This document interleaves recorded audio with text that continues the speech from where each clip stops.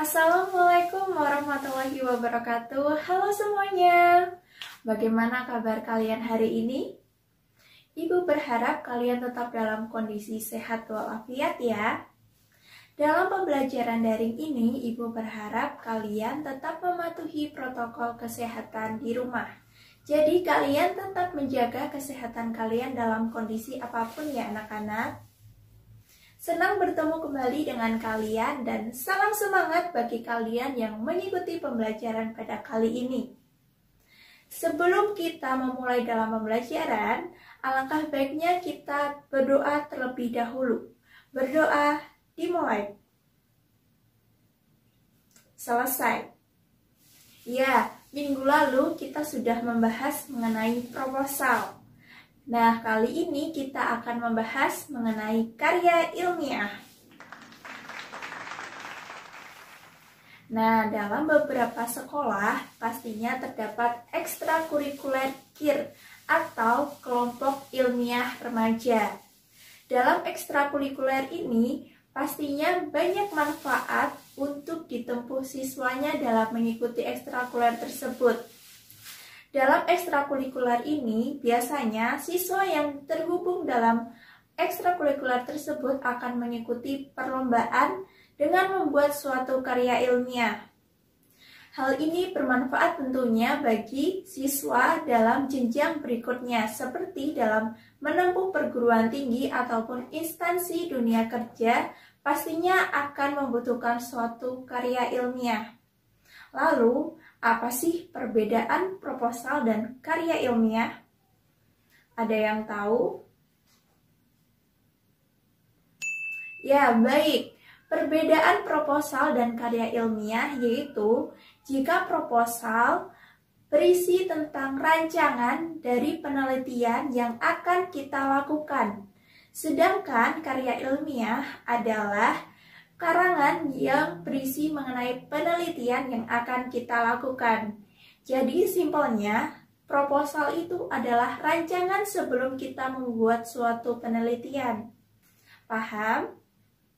Bagus kalau kalian paham. Dari perbedaan antara proposal dan karya ilmiah, apakah kalian sudah dapat menyimpulkan apa itu pengertian dari karya ilmiah? Karya ilmiah merupakan karya yang bersifat ilmiah, Bu. Ya, memang benar karya yang bersifat ilmiah, tapi bukan itu ya pengertiannya. Jadi, pengertian karya ilmiah adalah karangan ilmu pengetahuan yang dibuat berdasarkan data dan fakta dan ditulis dengan metodologi penelitian yang baik dan benar, dan dapat dipertanggungjawabkan kebenarannya. Nah, dalam mempelajari karya ilmiah, apa sih tujuannya? Ada yang tahu? Ya, tujuan dari mempelajari dan membuat karya ilmiah untuk mempublikasikan kepada masyarakat mengenai ilmu pengetahuan yang diteliti. Jadi, dengan karya ilmiah kita dapat meneliti banyak ilmu pengetahuan yang dapat kita sebarkan untuk masyarakat tentunya. Ibu akan memaparkan materi mengenai jenis-jenis karya ilmiah. Lalu ada berapa sih jenis-jenis dari karya ilmiah, Bu? Tenang saja, di sini hanya ada 3 jenis karya ilmiah, yaitu yang pertama karya ilmiah bentuk populer. Nah, siapa nih di sini yang paling populer di sekolah? Bukan populer itu ya yang Ibu maksud. Nah, populer di sini yaitu tema yang diangkat dekat dengan masyarakat umum. Jadi, masyarakat umum masih bisa membaca karya ilmiah yang akan kita buat. Jadi, kalau misal masyarakat umum membaca mengenai karya ilmiah yang kita buat, mereka jadi paham mengenai apa yang kita maksud dalam karya ilmiah tersebut. Selanjutnya, karya ilmiah ini dimuat dalam surat kabar, yaitu kita dapat melihat karya ilmiah bentuk populer ini dalam kolom artikel. Jadi kalian bisa buka-buka surat kabar dan melihat bentuk karya ilmiah populer di sana. Selanjutnya, bentuk karya ilmiah ini adalah manasuka, yang berarti kita dapat menyusun dengan suka-suka kita. Nah, suka-suka ini bukan berarti kita dapat menyusun dalam bentuk lingkaran, kotak, segitiga, atau zigzag ya. Penyusunan ini kita dapat bebas memilih dalam bentuk paragraf. Nah, biasanya kan karya ilmiah dimuat dalam bentuk struktur, ada bab 1, bab 2, bab 3, ada judul, latar belakang, dan lain-lain. Nah, dalam karya ilmiah bentuk populer ini, kita dapat menyusun dalam bentuk paragraf. Namun, ada catatannya, yaitu kita harus menggunakan bahasa baku dalam penyusunannya. Namun, dalam penyusunan karya ilmiah bentuk populer ini dapat disusun dengan bahasa yang lebih sederhana, jadi masih bisa dipahami oleh masyarakat umum. Jenis yang selanjutnya yaitu semi-formal. Semi-formal di sini adalah bentuk yang lebih ringan dari formal. Bagaimana itu, Bu, maksudnya? Ya, semi-formal di sini yaitu karya ilmiah disusun berdasarkan struktur yang sudah ada. Jadi, karya ilmiah disusun berdasarkan pendahuluan, latar belakang, rumusan masalah, dan lain-lain. Tadi di bentuk populer kan karya ilmiah disusun menggunakan paragraf. Nah, di semi-formal ini sudah mengikuti struktur yang ada. Jadi, sudah disusun berdasarkan struktur yang sudah terdapat dalam karya ilmiah. Nah, dari penjelasan tadi, apakah kalian sudah mengetahui contoh dari karya ilmiah bentuk semi-formal? Ya, betul sekali. Contoh dari karya ilmiah bentuk semi-formal adalah makalah. Makalah yang sering kalian buat dalam pembelajaran ya. Nah, itu adalah salah satu bentuk karya ilmiah semi-formal. Selain itu, dalam perguruan tinggi juga biasanya ada yang disebut paper. Di sini bukan paper kertas ya. Nah, paper di sini yaitu mirip sih seperti makalah, tapi yang membedakan hanya paper lebih mengerucutkan pada topik yang dibahas, jadi lebih kepada intinya daripada makalah. Jenis yang terakhir yaitu bentuk formal. Nah, berbicara tentang bentuk formal, jika kita berpakaian formal, apakah kalian akan menggunakan daster dalam berpakaian formal?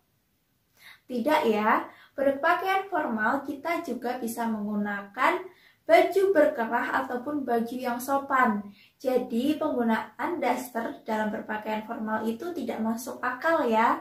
Kalian boleh-boleh saja menggunakan daster, tapi bisa dilakukan di rumah saja ya. Nah, ini berlaku untuk kalian yang laki-laki maupun perempuan. Jadi, kembali lagi dalam karya ilmiah bentuk formal. Dalam bentuk formal ini bisa dilihat dari strukturnya yang lebih padat dan lebih jelas daripada bentuk semi-formal.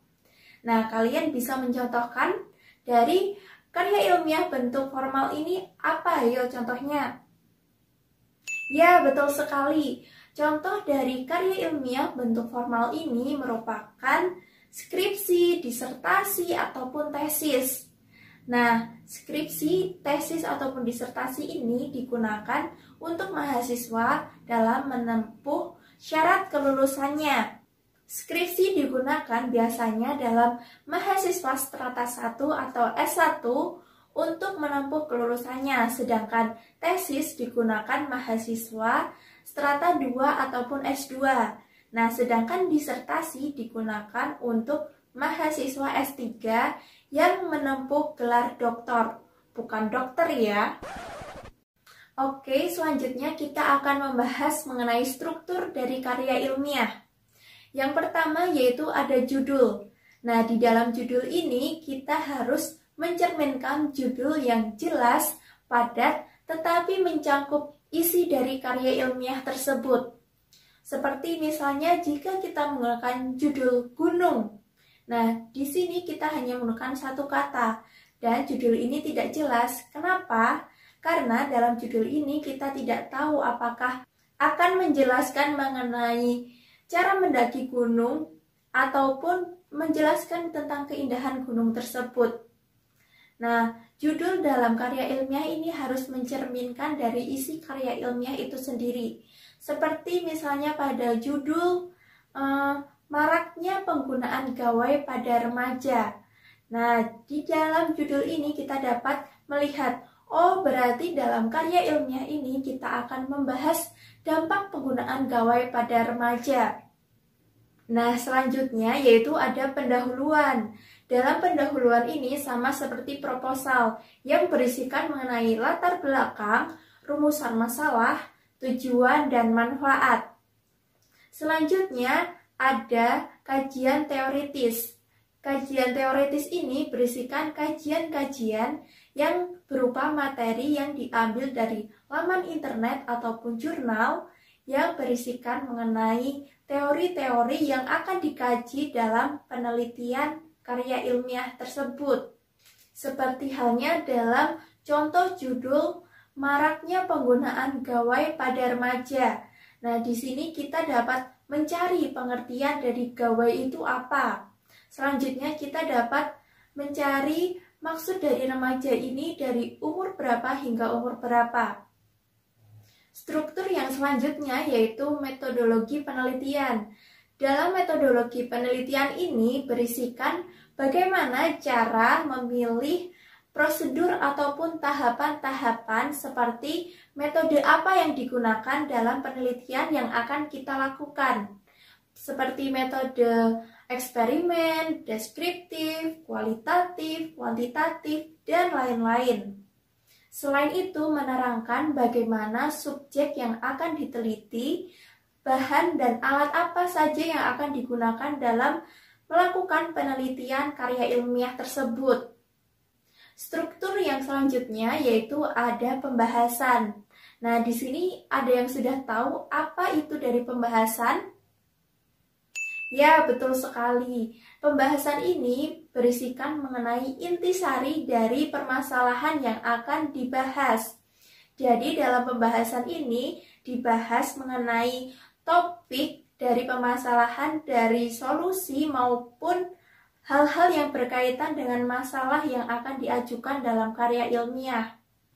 Struktur berikutnya yaitu berisi simpulan dan saran. Nah, pada bagian simpulan dan saran ini berisikan rangkuman dari permasalahan yang dikaji dalam pembahasan. Nah, struktur yang terakhir yaitu adanya daftar pustaka. Dalam penulisan karya ilmiah harus disertai dengan lampiran daftar pustaka. Karena dalam kerangka teoritis kita sudah mengutip materi milik orang lain, milik artikel maupun jurnal dari laman internet maupun buku. Jadi daftar pustaka dilakukan untuk kita mengucapkan terima kasih atas materi-materi yang sudah kita kutip maupun mencegah plagiarisasi.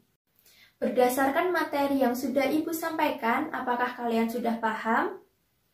Jika masih ada yang hendak ingin ditanyakan, Ibu persilahkan kalian bertanya pada kolom komentar ya.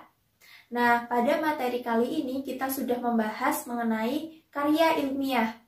Ibu sudah memaparkan dari pengertian, tujuan, jenis-jenis karya ilmiah dari bentuk populer, semi-formal, dan formal. Selain itu, ada pun 7 struktur, yaitu ada judul, pendahuluan, kerangka teoritis, metodologi penelitian, pembahasan, simpulan dan saran, dan yang terakhir ada daftar pustaka. Nah, agar pemahaman kalian lebih terasa, setelah menonton video ini, Ibu harap kalian menyusun sebuah contoh dari bentuk semi-formal, yaitu makalah. Coba kalian susun sebuah makalah secara singkat saja, tidak usah banyak-banyak, mengenai topik bahasa Indonesia, apapun itu, terserah. Kalian susun berdasarkan struktur yang sudah Ibu jelaskan tadi ya. Demikian pembahasan materi mengenai karya ilmiah. Ibu berharap semoga apa yang sudah kita pelajari kali ini bermanfaat bagi kita semua. Selamat mengerjakan dan tetap semangat. Sekaligus kalian harus tetap jaga kesehatan kalian dalam kondisi apapun. Tetap patuhi protokol kesehatan dan melakukan 3M. Sampai jumpa lagi pada video pembelajaran selanjutnya. Terima kasih. Wassalamualaikum warahmatullahi wabarakatuh.